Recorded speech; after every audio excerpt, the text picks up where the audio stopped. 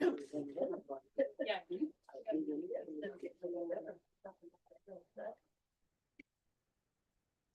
evening, everyone. My name is Jasper Dent. I'm the events coordinator here at McNally Robinson, Saskatoon. This event is being held on Treaty 6 territory. This is the land of the Cree, Dene, Saulteaux, Dakota, Nakota, and Lakota, and homeland of the Métis. Welcome to the Saskatoon launch of McCurdy Investigations by Melvin Deforest. Thank you to Mel for being here tonight, for working with us to create this event, and thank you everyone joining us both in person and online. For those in the room, I'd like to encourage you to silence or turn off your phones for the duration of the event. If you'd like to buy copies of Mel's book, we have some up here on the signing table as well as on the desk by where you first walked in. You're welcome to get a book signed before you purchase it. We just ask that you please remember to stop by the cash desk on your way out. Now I'd like to say a few words of introduction for Melvin Deforest, our author of the evening. Mel is a seasoned project manager with a career rooted in the underground mining industry. His work has taken him to remote locations around the world, where he's worked alongside people from various cultures and backgrounds and developed a profound appreciation for nature and the diversity of humanity. These experiences have directly informed his writing. He's currently working on book 2 in the McCurdy Investigations series, possibly more about that later. But now I'm going to hand things over to Mel. Everyone, please give him a very warm welcome.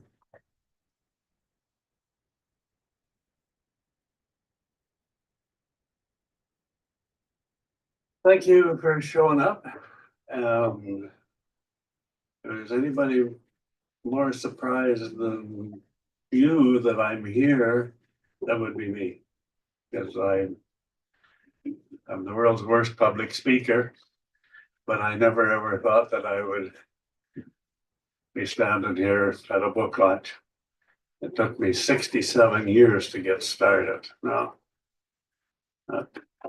anyways, yeah, as Jasper mentioned, I spent my life in the mining industry. Underground miners are some of the finest people in the world. You go remote locations, you work like a dog. They're all half crazy and they all have the best hearts in the world. They're to see people become more than themselves, more out of necessity. Like whenever you're at some of those locations, you know, like where Minto Mine, that's up in deep in the Yukon, and it's almost into over to the Arctic Circle. And I worked in the Arctic for a while too, and there's not a lot to do around there. They socialize with whoever works there and find ways to entertain yourselves. So that where a lot of the humor comes from, I'm sure. Anyways, I don't think there's enough humor in the world, so I'll try to put a little there. I'm not trying to change the world with my book. I'm just trying to make people smile. Fun to read. That makes it fun to write, I guess. So anyways, I think Jaylyn's gonna read a chapter for us. She's third year now, just about going into her fourth year education, so she'll have to be good practice for her talking to the class. So, Jaylyn.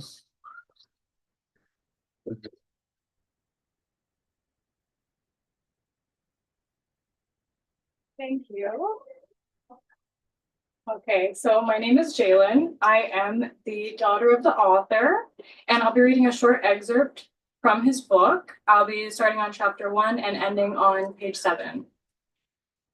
My father once told me that the day you stop learning is the day you start dying. An interesting concept that I'm sure has some merit despite the difficulties of establishing it as a scientific fact. He also noted that my historical learning pattern indicated that I could live for a very, very long time. With a stunted ability to learn anything other than via the school of hard knocks, I could conceivably live forever provided my liver doesn't turn into a hockey puck. From the overexposure to the vile sailor's swill marketed by numerous companies with various appealing names and colors designed to disguise its true identity. Rum. Pirate piss. My significant other had called it when referencing my affinity for it. She had referenced it multiple times in the note she lovingly attached to my luggage that she had deposited haphazardly on the lawn when evicting me for the third, and I suspect the final time. I had wallowed in despair for a moment. However, that seemed to be going nowhere. So logic dictated that I get over it and move on. While loading my luggage, it occurred to me that she had some irritating habits of her own, not the least of which was referring to my investigations business as Shits and Giggles Incorporated, as well as referring to my esteemed colleague, Oliver Barnet, as a funny colored Shrek. I did concur with Ollie, my sometimes partner and assistant, that she did have a very nice ass, even though she may be a bit light on the top end. The nice ass would be sorely missed, as would the warm bed and a home with utilities paid. On occasion, I would defer to the often stated public opinion, as well as a popular theory among friends and acquaintances, that I was just a world-class asshole. And therefore, I accepted the majority of the responsibility for the relationship breakdown. Thus justified, responsibility duly accepted, I also deferred to logic and move on. The eviction was 2 days ago, which was just one of the reasons I was waking up in my office today, suffering from the hangover from hell, courtesy of the aforementioned pirate piss. My office being a converted apartment above a Chinese food restaurant. And by converted, I mean a desk with some file cabinets and the recent required addition of a used hide-a-bed. The other not insignificant reason was a temporary cash flow problem resulting from the untimely demise of McCurdy Investigations Incorporated's most recent and only paying client, in a hail of bullets graciously provided by the local SWAT team before he could pay up his account, a reasonably substantial sum, now uncollectible, which would have afforded me a better accommodations and at least a mediocre quality of pirate piss. The client had loaded his shotgun and stormed the building where his unfaithful wife was employed. To his dismay, she was absent. Having fired off several rounds already, it was a bit late in the game to say, okay, I'll come back another time. So he made the decision to take some of her co-workers hostage and await her arrival. His postal episode was a reaction to viewing some photographs of his wife in some compromising positions, with one particular co-worker also not present to serve as an outlet for the said client's frustration. The pictures were provided courtesy of McCurdy Investigations. The gentleman, a religious man whom I assumed would take my professional advice and leave vengeance to the Lord, must have had limited capacity in the patient's department. He promised to do so and may have heeded my advice. Sylvia had chosen to move to the Lord and his wife's introduction forward a few years. No one will ever know for sure. Thank you, SWAT. A miscalculation of a gentleman's mental stability on my part started a chain reaction of events with disastrous consequences which inevitably led to the premature death of a usually law-abiding citizen, along with the demise of my bank account. Perhaps I should not have been so thorough in my investigation, but I believe in giving my clients their money's worth. I avenged the death of my bank account by killing a bottle of the aforementioned sailor swill. I learned 3 things. Number 1, clients cannot write checks when they are dead. Number 2, in marital investigations, demand advance payment. And number 3, learning curves can be costly. Following the philosophy of learning increasing life expectancy, I'm not convinced my life expectancy was increased by an equal value to that deducted from my income. It is what it is and what I had, however, unintentionally acquired enough new knowledge to give me a couple of days grace before I start the dying process. I dragged my carcass off the sofa and made my way to the washroom. I looked much like I felt. A sack of crap does not adequately describe either state. I needed a haircut and had too many wrinkles for my 45 years. The bloodshot eyes served as a visual aid to any observers that I had seriously exceeded my body's capacity for pirate piss, a tolerance level I have not yet fully established despite years of intensive study. I installed a shower in my office washroom the last time I found myself evicted from my love life, and was just completing the process of rehumanizing myself when my cell phone vibrated and quacked like a duck. The caller ID notification informed me that it was Oliver. As mentioned earlier, McCurdy Investigations Incorporated employee roster consisted of myself, and when I could afford it, an assistant named Oliver Bartholomew Barnet. Thank you so much.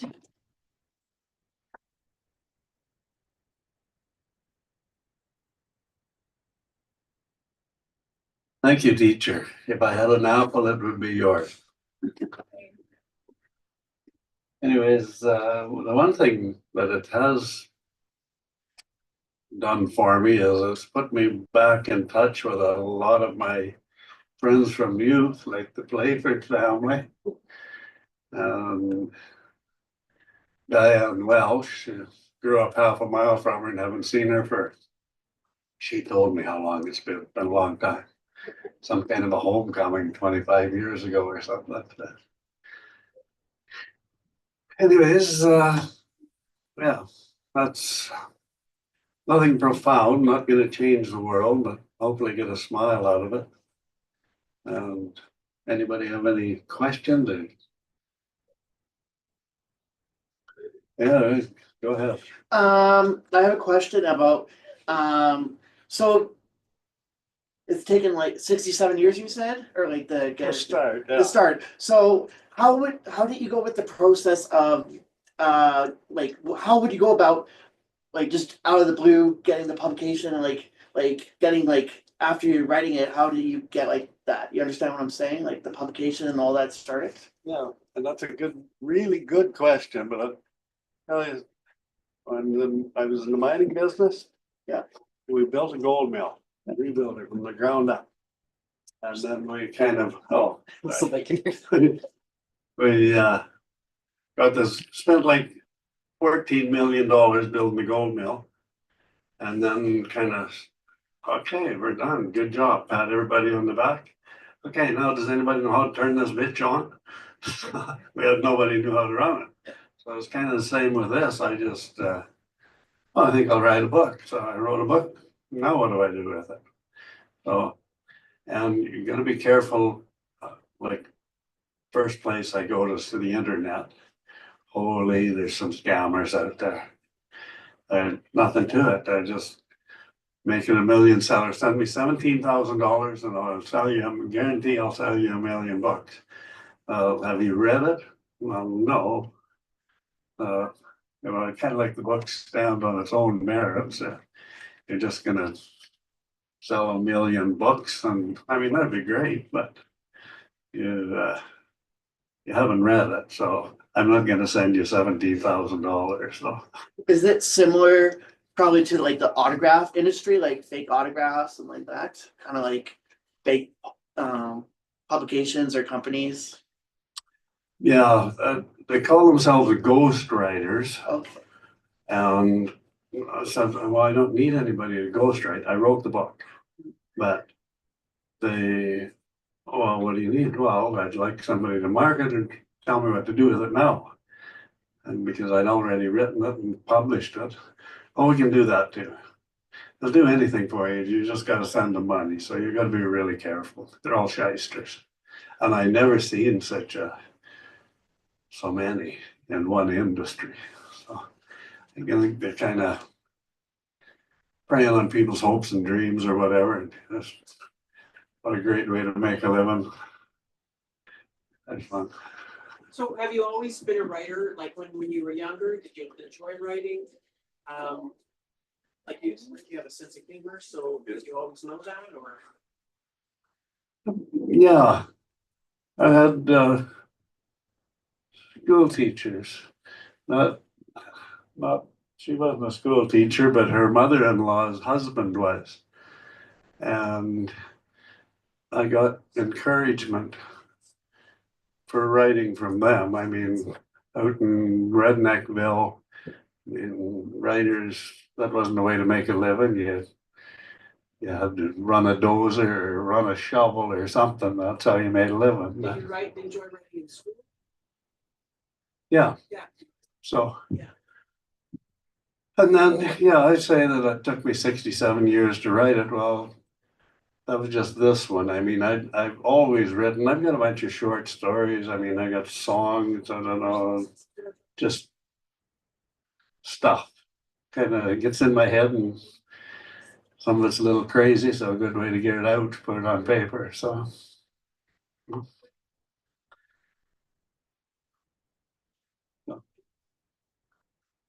Inspired this one? What? What inspired this book? I don't know. Carl never showed up. It's just, it's hard to explain. You just sit down and just write something and then it seems to take on a life of its own. And there's nothing, like I don't really write it, I just kind of put it down on paper, so. Just, I mean, a lot of it has to go back to my mining friends that are all crazy and some of the hilarious things we've done. But it's a sense of camaraderie. There's a Bo's a miner. You know how miners treat each other with just the utmost respect all the time. But that's just the way we deal with each other. It's, oh, you dumbass, you know, yeah. Just don't mean anything by it. Nobody gets offended. Who shaped you to be the person you are? Like, do you have somebody that, like, a parent or like family or like somebody that shaped the person you became? Yes, but I can't blame it on them. I had very good parents. Why I turned out a bit weird is anybody's guess. And the reason that whatever is in my head, I said, the mother-in-law there, his husband pounded it in.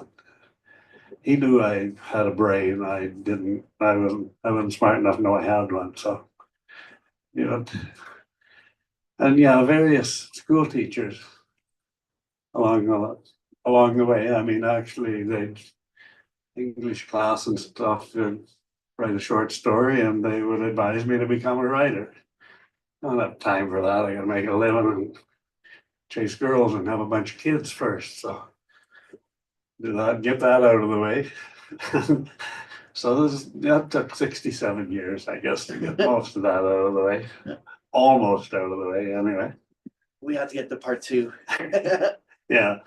So, anyways, yeah, it's actually fun to write. So probably a little bit therapeutic. Whenever you start going a little crazy, so it takes you, just let your mind go with whatever you're writing. And then you quit worrying about the little stuff. So the pandemic influenced this too a little bit, maybe being like inside more often. Oh, yeah. Yeah. Yeah. And it's not, I mean, my parents encouraged me to get an education, Yeah. but some things were not within the scope of my abilities there, my financial abilities. So, and then I was going to become a surveyor when I was about 18. And I signed up and I was supposed to go to Moose Jaw, but girls got in the way. So, Good thing or bad?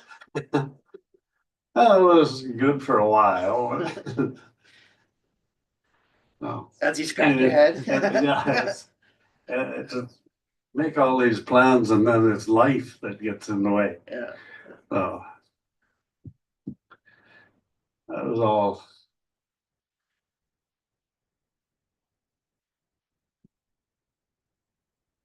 How far into the And second more book are you? questions? Yeah, sure. I gotta said, come how closer. How far are you into the second book? Probably about 3 chapters, but that'll It's be. still- I mean, it's just getting the time to sit down and do it. So Is it going to be longer or shorter than more pages or less pages, or you don't know, or kind of similar? it'll probably get longer. Okay. Because it's a series, so like it'll be kind of got to reference this one off the start. Some of the things that happened in there, so in case somebody never read it, you gotta kind of reintroduce the characters. But actually, once you have the characters developed, then all you gotta do is get them in trouble and get them back out.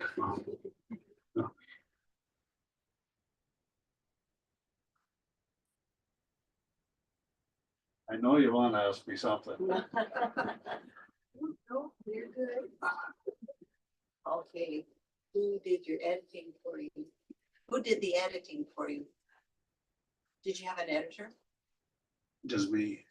Ooh, you did a good job. Although I didn't, I don't know if it's called editing, but like I sent it for review.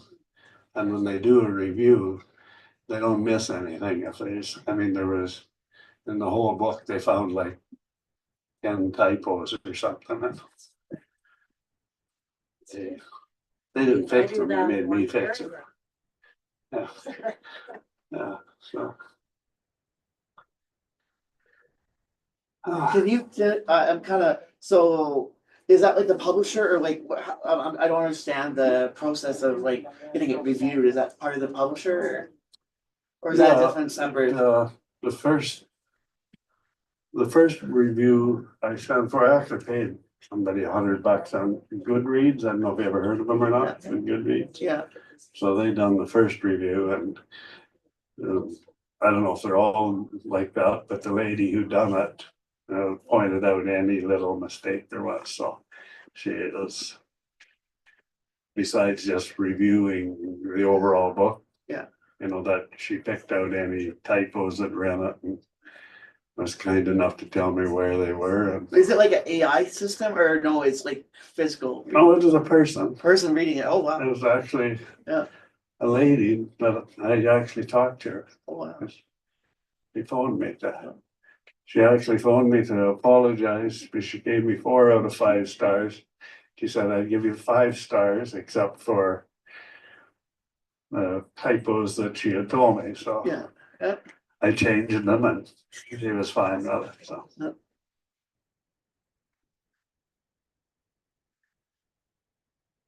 Yeah, and your mother-in-law's father pounded most of it in.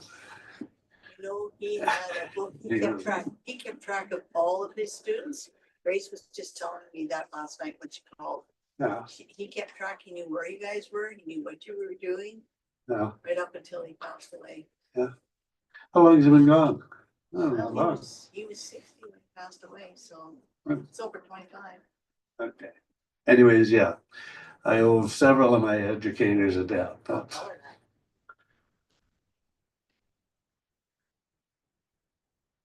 Who's your favorite author?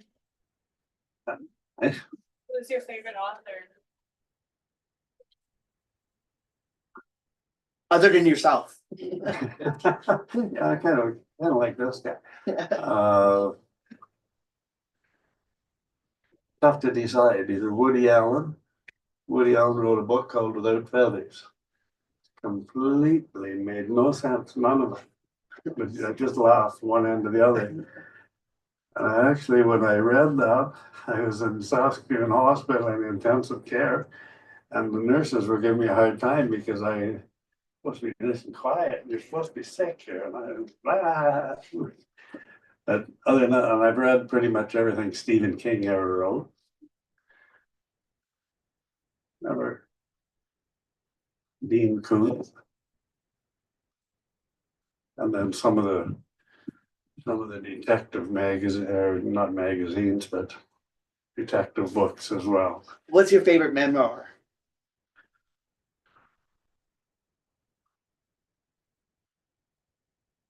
You know, I've been reading myself to sleep. Actually, I could read before I went to school. My oldest brother taught me to read a little bit. And I couldn't go to sleep without a book in my hand. It didn't matter. I could party all night. Go to bed, I had to have a book in my hand before I'd fall asleep. Yeah. And then I found that I was reading until I went to sleep. And then I would wake up and do whatever for the day and go back to bed, and I'd try to start reading again, and I would start on the right page. But that isn't what happened. As I would fall asleep and I'd keep reading, but I was making it up, I guess, in my sleep. And sometimes it was different than what the book was actually about. So. Mind works in mysterious ways, or at least mine does. So. I swore I read it that way. I do that sometimes. Yeah. Move to the signing, maybe? Pardon? Move to the signing, perhaps, unless people have more questions. Do you want to move to the signing portion next? Or Sure. Anybody want an autograph? I think I know how to do it, not electronically.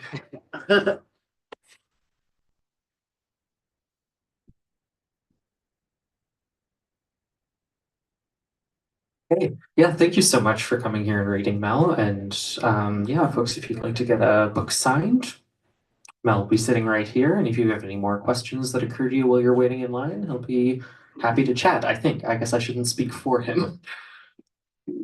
Thank you so much for coming and have a great evening.